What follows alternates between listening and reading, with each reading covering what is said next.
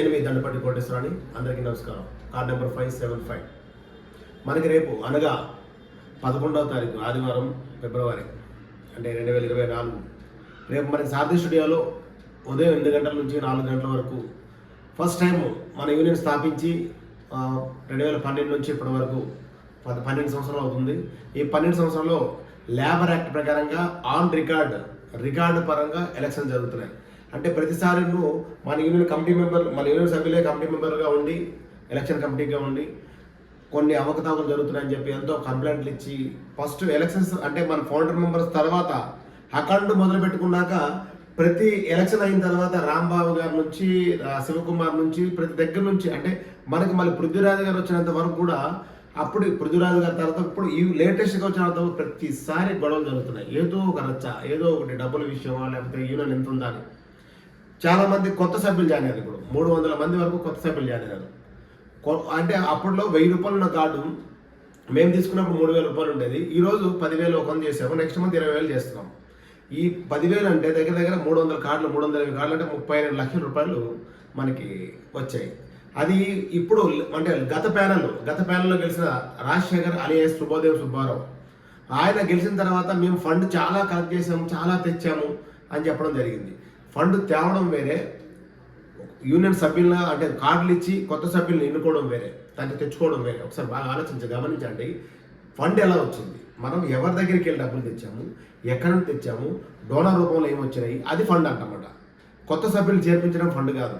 కొత్త సభ్యులు చేస్తే మన కుటుంబం పెద్దదవుతుంది తప్ప దాన్ని ఆ ఫండ్ని ఇంకొక ఎవరో ఇప్పుడు ఈరోజు చూస్తున్నా నేను గ్రూపుల్లో కూడా 1,20,000 రూపాయలు మన యూనియన్ డబ్బుని ఖర్చు పెడుతున్నాము ఎలక్షన్స్ కొరకు అన్నారు. ఎస్, యూనియన్ డబ్బులు ఖర్చు పెడుతున్నాం అంటే మామూలుగా అయితే ఈసీ మెంబర్ 2,500 రూపాయలు నామినేషన్ ఫీజు ఎలక్షన్ నిలబెడితే కంటెస్ట్ చేస్తే, తర్వాత అంటే కోర్ కమిటీలో ఉన్న వాళ్ళకి 6,000 నుండి 4,500 వరకు ఉన్నాయి. ఆ డబ్బులని 2 ప్యానెళ్ళు ఒకవేళ పోటీ చేస్తున్నందుకు 42 మంది అవుతారు. ఇంకొక ఇండిపెండెంట్ 3 ఉన్నారు, 45 మంది మొత్తం కలిసి 1,60,000 రూపాయలు అవుతుంది. అంటే భోజన ఖర్చులు, వెన్యూ అన్నీ వస్తాయి. కానీ ఒక ప్రెసిడెంట్గా చేసిన వ్యక్తి ఆయన చెప్పాల్సిన బాధ్యత ఏంటి? మనం ఈరోజు లేబర్ కమిషన్ యాక్ట్ ప్రకారంగా ఎలక్షన్ జరుగుతున్నాయి కాబట్టి వాళ్ళు వితౌట్ అంటే రూపాయి తీసుకోకుండా, రుసుము లేకుండా ఎలక్షన్ కంటెస్ట్ చేస్తారు. నామినేషన్ దగ్గర నుంచి నామినేషన్ ఎవరు వేస్తారో వాళ్ళ దగ్గర నుంచి తీసుకోరు.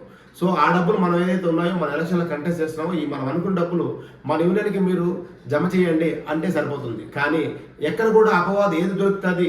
యూనియన్లో గత 2 సంవత్సరాలు ఏం జరుగుతుందో చెప్తాను. ఎందుకు ఓటు వేయాలి, ఎందుకు ఓటు వేయకూడదు చెప్తాను. యాక్చువల్గా ఈయన రాజశేఖర్ సుబ్బారావు అలియాస్ రాజశేఖర్. ఇక ఈయన సంగతి తెలుసు కదా మనకి. కరోనా టైంలో ప్రెసిడెంట్గా పృథ్వీరాజు గారు ఉన్నారు. 30 years 45 years 40 years industry Prithviraj గారు ఉన్నారు. ఆ రోజు మేమంటే నేను కామేశ్వర గౌడ్ అండ్ ఏడుకొండలు సోమశేఖర్ అందరం కలిసి పోరాడి దొంగ ఓట్లని అంటే ఒక మేస్త్రి కూలి పని చేసుకున్న వాళ్ళకి ఒక 14 అంటే 30 కార్డుల వరకు ఇవ్వడం జరిగింది. వాళ్ళు ఎక్కడో పాకిస్తాన్లో ఎక్కడో పని చేసుకోవడానికి వెళ్ళడానికి వీసా తొందరగా దొరుకుతాయని చెప్పి ఒక సీనియర్ ఆర్టిస్ట్ నుంచి అంటే సినిమా ఆర్టిస్ట్ నుంచి కార్డు వస్తే తొందరగా వెళ్ళొచ్చు అని చెప్పి వాళ్ళు కార్డులు ఇచ్చారని చెప్పి అంటే మేము దాన్ని వెనక్కి తీసాము. ఎంతో కష్టపడ్డాం, నల్గొండ అన్ని తిరిగాము, ఎంతో పోరాటం చేశాము. ఆ టైంలో కూడా నా మీద కూడా కేసు పెట్టడం జరిగింది. ఆ కేసును కూడా నేను ఎదుర్కొన్నాను. అలాంటిది ఈరోజు అప్పుడు ఈయన జాయింట్ సెక్రటరీగా ఉన్నారు. జాయింట్ సెక్రటరీ కూడా ఇప్పుడు ప్రెసిడెంట్గా మొన్న ఎలక్షన్లో గెలిచిన బాగా ఉంది.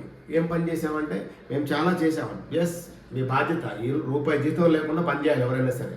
ఎందుకంటే అది బాధ్యత ప్రకారంగా తీసుకోండి. ఖాళీ ఉన్నారని కాదు. మనము ఒక 1,300 మందికి మనం మంచి చేయాలనుకున్నప్పుడు 1,300 మంది అంటే మన ఇంట్లో నలుగురికే మనము కరెక్ట్గా చూడలేము, పిల్లలను కూడా. కానీ 1,300 మంది చూడాలంటే ప్రెసిడెంట్గా బాధ్యతలు ఎలా ఉండాలి?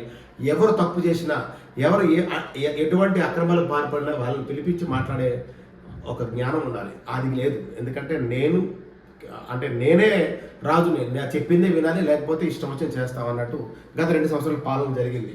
ఇకపోతే ఇక్కడ మనకి జనరల్ సెక్రటరీగా పోటీ చేస్తుంది నూకరాజు. ఈ నూకరాజు ఆయన నాకు లాస్ట్ టైం ఫోన్ చేశారు. జనరల్ సెక్రటరీగా పోటీ చేసినా సార్, గురువు గారు మీకు ఫోన్ చేయమన్నారు, మీ ఆశీస్సులు అంటే మీ బ్లెస్సింగ్స్ కానీ మీ సపోర్ట్ కావాలన్నారు. నేను అన్నాను, మీరు లాస్ట్ టైం ట్రెజరర్గా పోటీ చేశారు, ట్రెజరర్గా మీకే బాధ్యతలు రాలేదు, జనరల్ సెక్రటరీగా మీరు పనికిరారు అని అన్నాను. అది ఎందుకంటే కోపం ఉండడం కానీ లేకపోతే ఇంకోటి జనరల్ సెక్రటరీ పని. జనరల్ సెక్రటరీ ప్రెసిడెంట్ కానీ మొత్తం మిగతా ప్యానల్ 21 మందిలో ఒక జనరల్ సెక్రటరీ ఒక్కటే పవర్ఫుల్ అయిన పదవి అది. ఆ పదవి చేయాలంటే బాగా ఆలోచించాలి. ఎవరి దగ్గరికి వెళ్తున్నాము, ఏ మినిస్టర్ దగ్గరికి వెళ్తున్నాము, లేకపోతే ఏ ప్రొడ్యూసర్ దగ్గరికి వెళ్తున్నాము, ఏ డైరెక్టర్ దగ్గరికి వెళ్తున్నాము, మన వాళ్ళకి వేషాలు ఎలా వస్తాయి, ఇవన్నిటి మీద చర్చించే ఒక మంచి ఆలోచన పరునే ఉండాలి. సమగ్రంగా ఎదుర్కోవాలి. అది జనరల్ సెక్రటరీ. సరే, అదైపోయింది. ఎస్ఆర్ఎస్ ప్రశాంత్, ఈయన లాస్ట్ టైం ఈసీ మెంబర్ చేశారు. చాలా మంచి వ్యక్తి. ఆయనకి యాక్చువల్గా ఈరోజు బలైపోతున్నాడు అని చెప్పడానికి కూడా ఒక ఎగ్జాంపుల్. ఎందుకంటే ఆయన బోలాశంకరుడు, వచ్చిన డబ్బులు ఎంతైనా సరే ఈరోజు 300 మంది బోనం పెడతారు. అలాంటి వ్యక్తిని తీసుకొచ్చి ఈరోజు ట్రెజరర్గా పెట్టారు. మంచి బాధ్యత అది. బాధ్యత ఇప్పటి వరకు యూనియన్లో జరుగుతున్న అన్ని అక్రమాలన్నిటికీ ఈ ట్రెజరర్ పదవి దగ్గర నుండి వచ్చింది. డబ్బు పరంగా వచ్చిన సంక్షేమాలే, ఈ సంక్షోభం మాత్రం వచ్చింది. ఆ సంక్షోభం పదవి మనకి ఆయనకి ఇవ్వడం జరిగింది. ఆయన నిజంగా మంచి వ్యక్తి, కానీ ఆయన ఓడిపోవాలని కోరుకుంటారు. ఎందుకంటే అలాంటి వ్యక్తి ఆ ట్రెజరర్ పదవి చేసి మళ్ళీ గెలిచిన తర్వాత ఆయన మీద అపవాదులు వచ్చి ఇబ్బంది పడే బదులు ఓడిపోతే బెటర్ అని నేను అనుకుంటున్నాను. ఇకపోతే ఈ ఎలక్షన్స్కి గొడవలన్నింటికి కారణం మొన్న కూడా చెప్పాను, పద్మరేఖ. ఈమె పద్మరేఖ పృథ్వీరాజ్ గారి వైఫ్. ఈమె పదవి కొరకు ఈయన ఇప్పటి వరకు మాట్లాడే కొంచెం గొడవలు అవన్నీ జరుగుతున్నాయి. సరే, ఈ ప్యానెల్ కొరకు మాట్లాడదాం. ఈ ప్యానెల్లో ఉన్న రాథోడు ఇంతకుముందు వైస్ ప్రెసిడెంట్ చేసిన మా ప్యానెల్లో గెలిచాడు. మా ప్యానెల్ రాథోడు చేశారు. తర్వాత ఈయన ఈసీ మెంబర్ నుండి జాయింట్ సెక్రటరీ. ఇప్పుడు రజనీ శ్రీకాంత్ లాస్ట్ టైం కూడా ఈసీ మెంబర్ వేసింది. ఇప్పుడు కేపీ రెడ్డి రెండోసారి వేస్తున్నారు. వీరందరూ కొత్త వాళ్ళు. ఇందులో ఒకటేంటంటే ఈ ప్యానెల్కి డిఫరెన్స్ ఏంటంటే గత 15 రోజులు 10 రోజుల నుండి లేడీస్ అందరూ కూడా గ్రూపుల్లో కొంచెం అంటే ఇబ్బందికర పరిస్థితుల్లో తెచ్చుకోవడం జరిగింది. అలాంటివి ఇంకా మీదట ఈ ప్యానెల్ వారు ఒక్కరు కూడా తిట్టలేదు. అంటే అందరికి తెలుసు ఆ విషయం. కానీ ఇక దయచేసి ఎందుకు వీళ్ళకి ఓటు వేయొద్దు, వీళ్ళకి ఓటు వేయాలని అడుగుతున్నామంటే, ఇప్పుడు ఏ గొడవ జరిగినా ఏం జరిగినా సరే పిలిచి మాట్లాడాలి. ఇప్పుడు మీకు ఒక విషయం చూపిస్తాను. ఈ రిసిప్ట్ ఉంది కదా, ఈ రిసిప్ట్ ఎలక్షన్ వారికి ఎస్బీఐ అకౌంట్ నుండి ఎంత ఇచ్చారు? 1,20,000 రూపాయలు ఇవ్వడం జరిగింది. 1,20,000 రూపాయలు ఎలక్షన్ వారికి ఎస్బీఐ నుండి మన అకౌంట్ నుంచి ఒక చెక్ ఇచ్చారు ఎలక్షన్ లేబర్ ఆఫీస్కి. 1,20,000 చెక్ ఇస్తే 3 సంతకాలు కావాలి, ట్రెజరీ, ప్రెసిడెంట్, జనరల్ సెక్రటరీ. 3లో జనరల్ సెక్రటరీ సంతకం పెట్టలేదు, లేట్ అవుతుంది, రాలేదని చెప్పి ట్రెజరీ లోకరాజును ఈ మన సుబ్బారావు రాజశేఖర్ వీళ్ళిద్దరూ కలిసి యూనిట్ లేబర్ ఆఫీస్కి చెక్ ఇవ్వడం జరిగింది. ఆ చెక్ బౌన్స్ అయింది. ఎందుకు బౌన్స్ అయింది అని తీసేసరికి మన దగ్గర 48 లక్షల రూపాయలు క్యాష్ ఉంది. కానీ ఎందుకు బౌన్స్ అయిందంటే ఆ లేబర్ యాక్ట్ ప్రకారంగా వాళ్ళకి 3 సంతకం పెడితేనే చెక్ చెల్లుతుందంటే చెక్ బౌన్స్ అయింది అన్నారు. అప్పుడు ఏం చేయాలి? నిజంగా నిష్పక్షపాతంగా మీరు 2 సంవత్సరాలు నిజంగా పరిపాలించుంటే జనరల్ సెక్రటరీని తీసుకొని వెళ్ళడమా, లేదా దాని సంతకం పెట్టుకొని వెళ్ళడమా, ఆ రోజు చెక్ పాస్ చేస్తుంటే చెక్ యూనియన్ పరువు పోలేదు కదా, చెక్ పాస్ కాలేదు. సరే, అయిపోయిందా? తర్వాత ఏం చేస్తారు? వచ్చాక పోనీ అప్పటికేం చెప్పారా? చెప్పకుండా మళ్ళీ మీరే ఒక చెక్ డ్రా చేసుకొని ఒక చెక్ ఎస్బీఐకి ఇచ్చి, ఎస్బీఐకి మన చెక్ ఇచ్చి మళ్ళీ ట్రాన్స్ఫర్ చేసుకుని ఎస్బీఐ నుంచి నెఫ్ట్ కొట్టారు ఎక్కడికి? లేబర్ ఆఫీస్కి. అక్కడ కూడా ఏం చేశారు? జనరల్ సెక్రటరీ పిలవలేదు. అంటే ఈ డబ్బులు మీ చేతిలో ఉన్నాయనుకుంటున్నారు. 48 లక్షల రూపాయలు మీ ఇష్టం వచ్చినట్టు రేపు పొద్దున్న మళ్ళీ గెలిచాక మీ ఇష్టం ఎవరికైనా సంతకాలు పెట్టేసి ఎవరికైనా ఇచ్చేస్తారు. రేపు పొద్దున్న బిల్డింగ్ మేము ఏమంటారంటే మేము బిల్డింగ్ కొనాలనుకుంటున్నాము, ఒక యూనియన్ ఆఫీస్ కావాలి, ఒక బిల్డింగ్ కావాలి. ఎస్, కావాలి. కానీ ఈ డబ్బులు వృధా చేయడం కాదు. ఈ డబ్బులు తీయకుండా డొనేషన్ రూపంలోనే ఒక 1 కోటి రూపాయలు వాళ్ళు తీసుకొచ్చి ఒక బిల్డింగ్ని సమకూరిస్తే మీరు ఇప్పుడు ప్రామిస్ చేయండి, అందరూ మీకే ఓట్లు వేస్తారు. ఈ డబ్బులు ఎంతసేపు ఈ డబ్బులు తీసేసి వాడుకుందామని చూస్తున్నారు తప్ప బిల్డింగ్ కొనాలి. తర్వాత మన పరిస్థితి ఏంటి? తర్వాత ఆఫీస్ బాయ్ రెంట్లు కానీ మిగతా వాళ్ళు ఎలా ఇస్తారు? అంటే కాపస్ ఫండ్ లేకుండా ఏం చేయగలుగుతారు? ఒకసారి ఆలోచించి ఇంకొక విషయం పూర్తిగా చెప్పాలనుకుంటున్నాను. దయచేసి కొత్త సభ్యులు గమనించండి. మీకు ఒక 130 మంది 140 మంది వరకు కొత్త ఓటర్లు వచ్చారు సభ్యులు. మీరందరూ ఆలోచించండి. ఎస్ఆర్ఎస్ ప్రశాంత్ గారు మీకు ఒక 100 మంది వరకు దగ్గర కొత్త సభ్యుల్ని జాయిన్ చేశారని తెలిసింది. మంచిది, వెల్కమ్. వారు టీఎంటీడీ కుటుంబ సభ్యులందరికీ మీరు ఒకసారి బాగా ఆలోచించి గమనించి 30 years ఇండస్ట్రీ పృథ్వీరాజ్ గారు ఉన్నారుగా, సెల్ఫీ దిగుదాము, లేకపోతే ఆయన చెప్పింది నడుస్తుంది అంటే మాకు 2 సంవత్సరాలు ఆయన ప్రెసిడెంట్గా ఉన్నప్పుడు ఎంత పోరాటం చేసామో మాకు తెలుసు. ఆయన గెలిచిన వెంటనే ఏమన్నారంటే హాఫ్ రెంట్ కడతా అన్నారు. గెలవక ముందు అప్పుడు సగం రెంట్ నేను ఆఫీస్ రెంట్ కడతా అన్నారు. నేను ఆఫీస్కి వస్తే నా కార్ పార్కింగ్ ప్రాబ్లం అవుతుంది, వాష్రూమ్స్ ప్రాబ్లం అవుతుంది, ఆఫీస్ షిఫ్ట్ చేయమన్నారు. అక్కడి నుంచి కృష్ణానగర్ నుంచి యూసుఫ్ కూడా బస్సుకి తీసుకొచ్చి అక్కడ సింగిల్ బెడ్రూమ్ ఫ్లాట్లో పెట్టడం జరిగింది. ఆ తర్వాత ఏమైంది? కరోనా రాకముందు, కరోనా వచ్చిన తర్వాత రెంట్ కట్టలేదు. అక్కడి నుంచి మళ్ళీ తీసుకెళ్ళి మళ్ళీ సేమ్ యథావిధి పాత ఆఫీసులో పెట్టడం జరిగింది. ఎందుకంటే మాట ఇచ్చినాక తప్పకూడదు. మరి పద్మనాయక్ గారు ఏమన్నారు, మేము దాతలు ఇస్తే మేము రెంట్ కడతామన్నాము అని చెప్పారు. ఆ మాట అప్పుడు చెప్పుంటే అసలు మీరు రెంట్ కడతాను ఒప్పుకోరు, ఆఫీస్ షిఫ్ట్ అవ్వదు. ఈరోజు కూడా ఏమంటారు, నా ప్యానల్ పృథ్వీరాజ్ గారి ప్యానల్ బలపరిచిన పృథ్వీరాజ్ గారి ప్యానల్ అని చెప్పి మేము ఆర్థికంగా సాయం చేస్తాము. ఏం సాయం చేస్తారో చెప్పండి. ఒక 20 లక్షలు బిల్డింగ్ ఫండ్ ఇస్తారా? పృథ్వీరాజ్ గారికి అడుగుతున్నాము, మీరు ఒక 20 లక్షలు బిల్డింగ్ ఫండ్కి డొనేషన్ మీరు డొనేషన్ రూపం తెస్తారా? మీరు సొంతంగా ఇస్తారా? 6 నెలల్లో మీరు ఇవ్వగలుగుతారా? చెప్పండి. తప్పకుండా మీకే ఓట్లు వస్తాయి. అలా చెప్పట్లేదు. మేము ఆర్థికంగా సాయం చేస్తాం. అంటే 100 రూపాయలు 200 రూపాయలు ఇస్తే ఆర్థికం కాదండి. కొన్ని విషయాలు దయచేసి కొత్త సభ్యులుగా అందరూ కూడా ఆలోచించి మనకేమేమి కావాలి. ఒక యూనియన్లో మా అసోసియేషన్కి వెళ్ళాము. మా అసోసియేషన్లో కూడా ఇలా కొట్టుకోవడం జరిగింది. బిల్డింగ్ నేను 1-2 ఇయర్స్లో బిల్డింగ్ తెస్తా అని చెప్పి మంచు విష్ణు అన్నాడు. ఈ రోజు వరకు కూడా బిల్డింగ్ కాదు కదా, కనీసం ఆఫీస్ కూడా వచ్చాడే తెలియదు. ఈరోజు మన అసోసియేషన్ కూడా అంటే మనకు సంబంధించిన మన TMTDIU యూనియన్ సభ్యులు ఒకసారి బాగా గమనించండి. వేషాలు ఎలా వస్తాయి? నేను సముద్ర గారు చెప్పారు. వేషాలు అన్నది మనం ఎంత మన ఆల్బమ్లు పెట్టినా సరే, ఏం చేసినా సరే, ఒక డైరెక్టర్కి ఒక ఆలోచన ఉంటుంది, ఈ క్యారెక్టర్కి వీలు కావాలి అని. అయితే మనం చేయాల్సింది ఏంటంటే, మనం 12 మంది సభ్యులు ఉన్నారు. అందులో ఒక 600 ఫెమిలియర్గా అంటే ఆర్టిస్టులు ఉన్నారు. ఆ 600 మందిలోన మనం మన ఏదైతే వెబ్సైట్ ఉందో ఆ వెబ్సైట్ ఆ డైరెక్టర్గా ప్రొడ్యూసర్ దగ్గరికి వెళ్ళి, మా వెబ్సైట్లో ఈ ఆర్టిస్ట్ ఉన్నారు సార్, మీకు ఎవరు కావాలి, ఏ ఆర్టిస్ట్ కావాలి, 500 రూపీస్ నుంచి ఒక సినిమాకి సపోజ్కి 500 రూపాయలు అంటే జూనియర్ ఆర్టిస్ట్ నుంచి పెద్ద ఆర్టిస్ట్ వరకు ఉంటారు. ఆయన రోజుకి 1 కోటి రూపాయలు 50 లక్షలు 20 లక్షలు కూడా తీసుకొని ఉంటాం. కానీ మా దగ్గర సంబంధించిన మా సభ్యులు మీకు ఏ క్యారెక్టర్ సరిపోయినా మాకు కంపల్సరిగా మీరు దయచేసి, మీరు ఇన్ని సినిమాలు చేస్తున్న సంవత్సరానికి, మీ దగ్గర నుంచి మాకు ఒక సినిమాకి 30 మందికైనా సరే మీరు వేషాలు ఇప్పించండి, మా యూనియన్ని కాపాడుకుంటామని అడిగే బాధ్యత ఎవరు చెప్పట్లేదు. వేషాలు ఇప్పిస్తాము అన్నారు. ఇంకొకటి ఫెడరేషన్ వారు క్లియర్గా అనిల్ ఒక లెటర్ పంపించారు. 24 క్రాఫ్ట్స్లో ఉన్న 24 సంస్థలు కూడా ఫెడరేషన్లోకి ఆర్టిస్ట్ అని, తెలుగు ఆర్టిస్ట్ అని ఒకటి ఆల్రెడీ వాళ్ళలో జాయిన్ అయింది ఫెడరేషన్లో. మళ్ళీ మనకి ఫెడరేషన్లో అంటే చాలామంది మన ఫెడరేషన్ లేకపోతే మనకి ఇల్లు రావట్లేదు, ఏం రావట్లేదు గవర్నమెంట్ నుంచి, మన ఫెడరేషన్కి వెళ్ళాలి. ఒకటి తెలంగాణ ఫెడరేషన్ ఉంది, దాంతో నేను మాట్లాడినప్పుడు వెళ్దామన్నారు, కానీ ఆగిపోయారు. ఇప్పుడు తెలుగు ఫెడరేషన్లో అనిల్ ఏమన్నారు, ఒక లెటర్ కూడా రిలీజ్ చేశారు, మీరు మెర్జ్ అవ్వాలి. అంటే రెండు ఆర్టిస్టులుగా యూనియన్లో మా దీంట్లో ఉండవు, ఒకటే ఉంది కాబట్టి మీరు వాళ్ళు కలిసి మెర్జ్ అయితే మాత్రమే మేము ఫెడరేషన్ తీసుకుంటాం. మనం మెర్జ్ అవ్వలేము, ఎందుకంటే 1200 ఓట్లు ఉన్నాయి. మెర్జ్ అవ్వాలంటే ఏంటి, వాళ్ళకి ఎంతమంది సభ్యులు అందుకంటే మనకి ఎక్కువ మంది ఉన్నారు. సో మనం మెర్జ్ అయితే మన యూనియన్ TMTDI అనేది ఇంకా ఉండదు, 2 కలిపి. అప్పుడు ఎలక్షన్ కూడా జరగకూడదు, రెండింటికి కలిపి ఒకటే ఎలక్షన్ జరుగుతుంది. అది ఒకటి. వెళ్తే తెలంగాణలోకి వెళ్ళాలి. లేదు మాకు ఫెడరేషన్ అవసరం లేదు, గవర్నమెంట్తో మాట్లాడుకుంటాము, మనమే ఏదో ఒకటి చేసుకుందామని చెప్పాలి. ఈ మూడింట్లో ఏది కూడా కరెక్ట్గా చెప్పలేదు. గత ఎలక్షన్లోన మన రాజశేఖర్ ఏం చేశారంటే మేనిఫెస్టోలో ఫెడరేషన్లో జాయిన్ చేస్తామన్నారు. ఫెడరేషన్ మీరు కాదు కదా, ఈ ఒక్క మాట కనుక నేను చెప్పింది జరుగుతుంది. ఎందుకంటే అక్కడ ఆల్రెడీ ఒక యూనియన్ ఉందని తెలుసు కాబట్టి ఫెడరేషన్ మాట తెలంగాణ ఫెడరేషన్లోకి వెళ్ళడం తప్ప, లేకపోతే మెర్జ్ అవ్వడం తప్ప ఏమీ చేయలేము. ఇంకా ఫెడరేషన్ వదిలేము, యూనియన్ బిల్డింగ్ అయిపోయింది. ఇకనైనా మీరు ఎవరికి ఓటేసినా సరే, నేను దశరథికి ఓటేయమని చెప్పట్లేదు, రాజశేఖర్కి ఓటేయమని చెప్పట్లేదు. ఇన్ని అక్రమాలు జరిగాయి, మేము ఇంత కష్టపడ్డాం రాజశేఖర్ దగ్గర నుంచి. రాజశేఖర్ అనే వ్యక్తి అంటే ఇప్పుడు నాకు నిన్న మనకి కనకదుర్గమ్మ గారు ఒక వీడియోలో చెప్పడం జరిగింది. అంటే అంటే అప్పట్లో సైదులు నేను ఒక్కడనే యూనియన్ కాపాడాను, నేను ఒక్కడనే ఉన్నాను అని చెప్పి అన్నాడు. ఇప్పుడు రాజశేఖర్ తెలియకుండా అలా జరిపిస్తున్నాడు.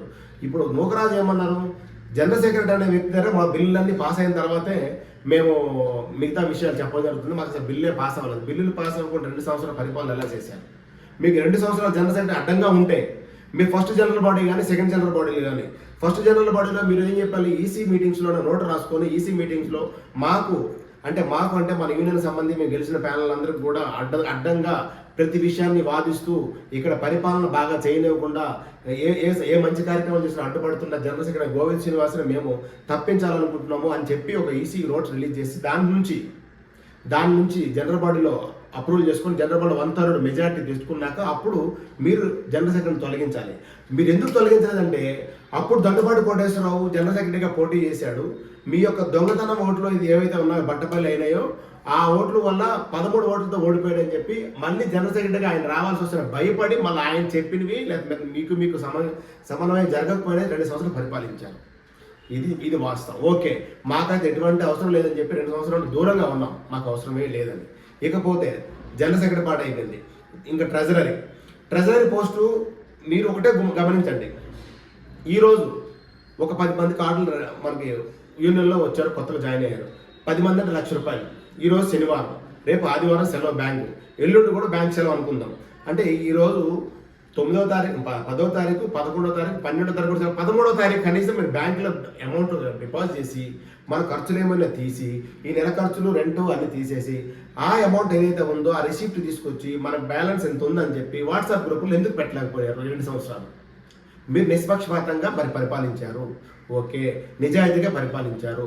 ఇవి ఎందుకు చేయలేదు? ఇకపోతే 10th యానివర్సరీ జరిగింది మనకి. 10వ వార్షికోత్సవంలో కొంతమంది దసరా ఏమన్నారంటే నేను ₹6 లక్షల వరకు ఫండ్ తెచ్చాను, కెమెరా మొత్తం డిపార్ట్మెంట్ అది 2.5 లక్షలు ఖర్చు అయింది, అది ఫ్రీగా తెచ్చాను.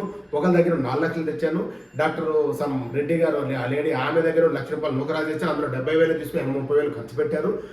పెట్రోల్ అలవెన్స్లని అవన్నీ ఇవన్నీ అందరూ మొత్తం 30,000 రాసుకున్నారని చెప్పన్నారు. మీరు 10th యానివర్సరీ చేసినప్పుడు డబ్బులు ఎప్పుడెప్పుడు బ్యాంకులు వేశారు, ఎప్పుడెప్పుడు విత్డ్రా చేశారు? ఒక 5,000 అంటే పెట్టి గ్యాస్ 5,000 నుండి 15,000 బయలలో రాశారు. 15,000 కంటే ఎక్కువ మన దగ్గర క్యాష్ ఉండకూడదు, ప్రతిదీ అకౌంట్ రూపంలో ఉండాలి, బ్యాంక్ రూపంలో అకౌంట్లో ఉండాలి. మరి ఆ డబ్బులు ఏం చేశారు? ఎందుకు మీరు బ్యాంకులో లేట్గా డిపాజిట్ చేసి ఇంకొక అకౌంట్ ఎందుకు ఓపెన్ చేశారు? ఇట్లా ఎందుకు జరుగుతుంది? డబ్బు దోచుకోవడానికి వస్తున్నారా, పరిపాలించడానికి వస్తున్నారా అన్నది ఒకటి. ఇకపోతే కార్డుల విషయం, కొత్త ఐడి కార్డులు రెన్యువల్ చేయించాలి. చాలామంది ఆర్టిస్టులు కారు, కొంతమంది చనిపోయారు, లేరు, వాళ్ళ నెంబర్ కూడా మిస్ అయ్యి, అందుకోసం రెన్యువల్ చేసి డిజిటల్ కార్డు ఇస్తామన్నారు. బాగుంది. ₹500 అడిగారు, బాగుంది. ఎంతమంది వచ్చారో తెలియదు, ఎంతమంది వచ్చారు, ఎంతమంది కార్డులు తీసుకున్నారు. ఆ కార్డు ఎక్కడ ప్రింట్ చేశారు? ఆ కార్డు అడ్రస్ ఏంటి? మీరు రిసిప్ట్ పెట్టారు ఇంత ఖర్చు అయిందని. రిసిప్ట్ పెట్టడం కాదు, రిసిప్ట్ నేను కూడా తెస్తాను, మీకు ఎన్నిగా ఉంటుంది. ఏ బ్యాంకు నుంచి, మన అకౌంట్ నుంచి ఎవరికి చెక్ ఇచ్చారు, ఆ చెక్కు ఎవరికి ఇచ్చింది, ఏ కంపెనీకి వెళ్ళింది, ఏ కంపెనీ నుండి మనకి ఐడి కార్డు తయారైంది, అది మీ దగ్గర ఉందా? మీరేమంటారు? జనరల్ సెక్రటరీ మొత్తం చేశాడు, మరి మీ ప్రెసిడెంట్గా మీరు బాధ్యత లేదా? అంటే మీరు అన్ఫిట్టే కదా ప్రెసిడెంట్గా, మీరు పని చేయనట్టే కదా, మీరు పనికి రానట్టే కదా, మీరు పని చేయలేరు. ఎందుకంటే మీ లొసుకులు ఉండడం బట్టి అక్కడ general secretary sir Govind Srinivas కానీ ట్రెజరీ ఆయనకి పాపం, నేను ట్రెజరీ కోసం నిజంగా చాలా మంది అడిగాను. అప్పుడున్న ట్రెజరీ ఎవరైతే నూకరాజు రూపాయి తినలేదు అని నాకు అన్నారు. నేను నిజంగా అప్రిషియేట్ చేస్తున్నాను నూకరాజు. కానీ ఆయనకి ట్రెజరీ బాధ్యత చేయడం తెలియదు, డే బుక్ ఎలా రాయని తెలియదు. సో దానివల్ల ట్రెజరీగా అన్ఫిట్ అయినా. ఇకపోతే వాళ్ళ మేనేజర్ని తెచ్చుకొని పెట్టుకున్నాడు రామకృష్ణని మేనేజర్గా. ఆయన అన్ని బాధ్యతలు చేశారు. గుర్తుపెట్టుకోండి, మన సొంత ఆఫీస్ అయినప్పుడు మనం పెట్టుకోవాలి. ఇది 1,200 మంది కుటుంబ సభ్యుల ఆఫీసు.